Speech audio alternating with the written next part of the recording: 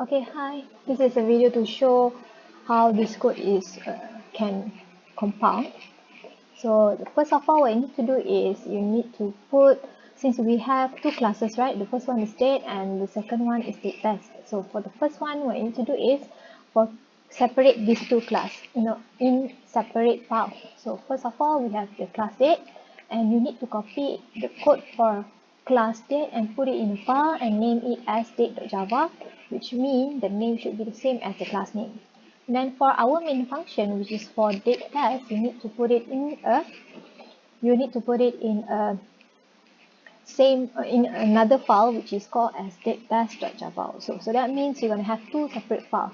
After that, you can run this code.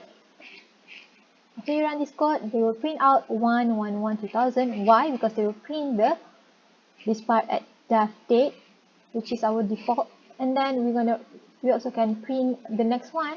The next output is 1112000 is because they print out the constructor value, which is for copy date, copy constructor, and the next one is for param date, that means for parameter, also the same thing, which is 1/1/2000.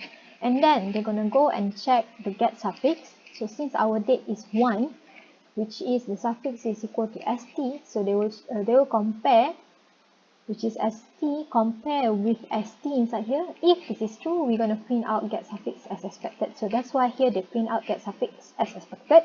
And the next one, we're going to check whether it is leap year or not. So we're going to call the function is leap year using the object of def date and equal to true. And then if it is true, then we will print out is leap year as expected. So apparently this is it is true because the year is equal to 2000, right? So that's why they will check the method here. They will check at this part, and then they will return at is leap year method. They will return leap year equal to true, so they will return true. So that's why here they print out is leap year is expected. Okay.